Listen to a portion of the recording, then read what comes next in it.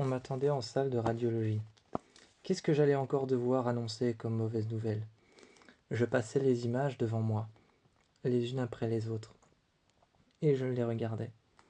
Ma collègue à côté de moi, avec des cheveux noirs, un noir intense, presque insupportable à regarder. Elle appelait ce noir un noir néant, et elle me regardait. Une collègue aux yeux perçants, aux yeux en amande, et aux yeux brun foncé. Elle avait les lèvres assez fines, et souvent une silhouette avec un visage ovale, et elle me regardait, avec son regard perçant. Elle ne mettait jamais trop de maquillage, ce qui lui donnait un air particulièrement naturel. Elle était avec moi, toujours silencieuse, et elle ne disait jamais rien, presque jamais rien. De temps en temps, c'était peut-être pour me parler de ma vie. De temps en temps, c'était peut-être pour me parler de ma vie avec mon petit ami et avec mon fils.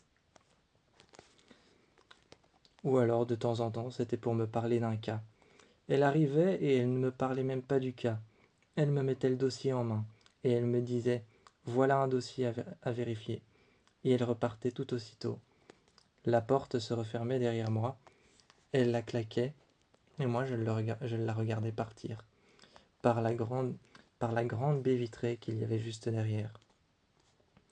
J'appuyais sur le bouton qu'il y avait sur le côté, allumant le microphone, et je disais « Encore un instant » à la personne dans la machine, dans l'IRM, et j'entendais les bruits, mais qui étaient étouffés, de l'intérieur de la salle dans laquelle j'étais.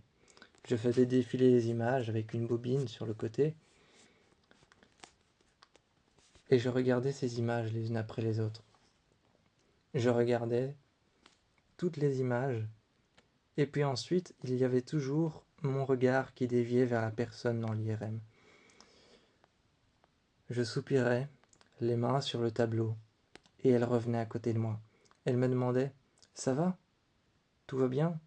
Tu veux qu'on aille boire un café ou faire quelque chose ?» Et elle mettait sa main sur mon épaule. Je disais « Non, ça va, c'est gentil. » J'ai ouvert la porte, j'ai éteint la machine, et j'ai dit « C'est bon, on va vous faire sortir. » J'ai fait sortir la personne. Il fallait forcément que je lui dise que tout allait bien, qu'on allait lui rendre les résultats plus tard. Et je lui ai dit tout va bien, vous pouvez sortir. Allez dans la cabine, et ensuite, un peu plus loin, vous habiller. Il est allé dans la cabine, a attendu. Une infirmière est venue le chercher. Lui a donné un ticket, une sorte de carte magnétique. Cette carte magnétique, il s'est dirigé vers le numéro de la cabine qu'il avait choisi. A passé la carte magnétique, la porte s'est déverrouillée. Entendant les plusieurs verrous, il s'est habillé, a frappé à la porte 2 fois, une fois dans la cabine.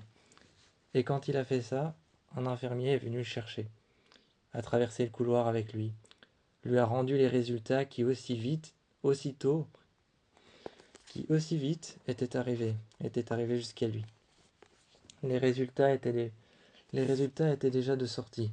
Moi, je pensais qu'il fallait au moins attendre une semaine, un mois, peut-être plus, un an.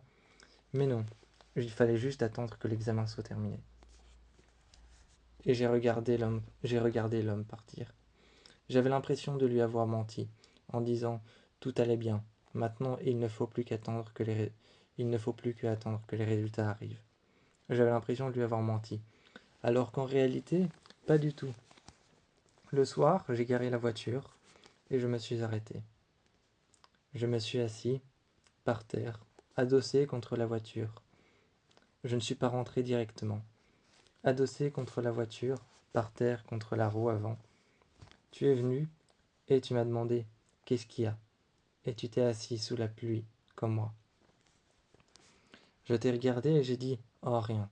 Et je me suis levé.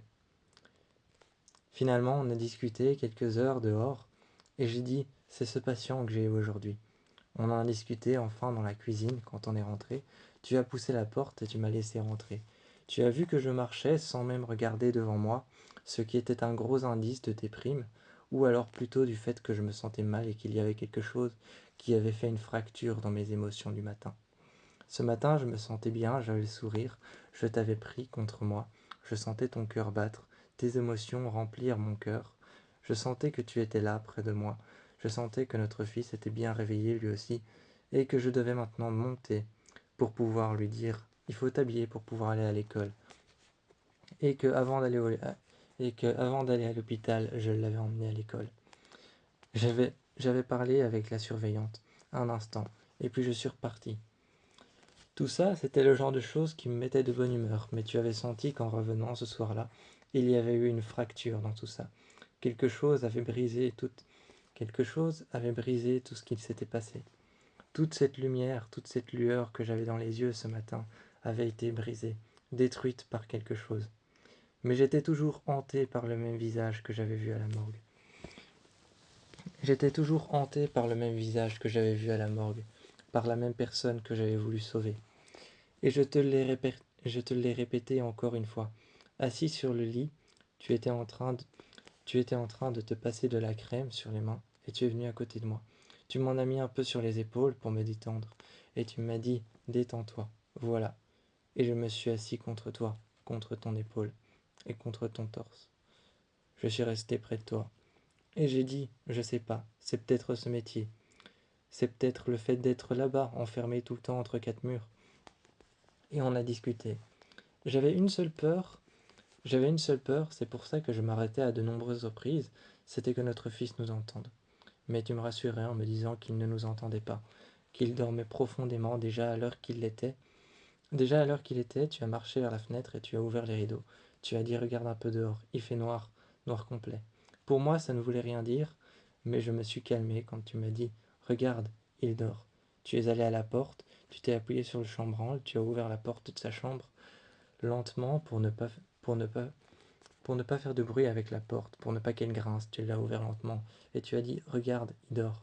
Il s'est tourné, il s'est tourné vers la porte, puis vers la fenêtre. Je voyais qu'il dormait, qu'il était en sommeil paradoxal, qu'il dormait, il devait certainement rêver, rêver de demain, ou rêver à d'autres choses, à de mondes imaginaires qu'il criait. Et quand tu m'as dit ça, je me suis finalement relaxé, je me suis finalement calmé. C'est devant l'évier c'est devant l'évier de la salle de bain que tu m'as rejoint, et tu m'as dit « Tu es calme maintenant ?» Je t'ai regardé, et j'ai dit oui. Tu m'as dit que tu serais toujours là pour moi, même si je le savais. Je t'ai remercié, j'ai dit « Merci ». J'ai été dans le lit, et je me suis couché, en continuant à parler, mais je ne sais pas si je te parlais réellement à toi, ou si je parlais tout seul. Je sais pas, c'est peut-être ce métier en fait qui m'angoisse. Et on a continué.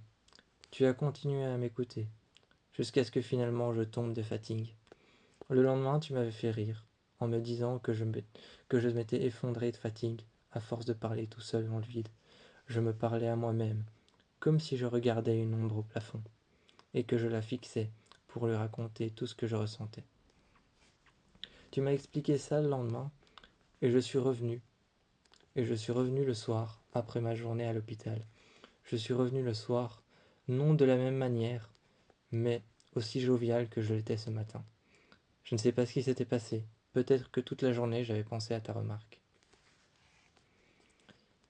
Passer une soirée joviale comme ça pour la première fois, où je me sentais bien, où je me sentais à l'aise, où je me sentais léger, ou boire un verre d'eau, ou alors échanger des mots avec toi, ou passer du temps avec mon fils, me faisait du bien.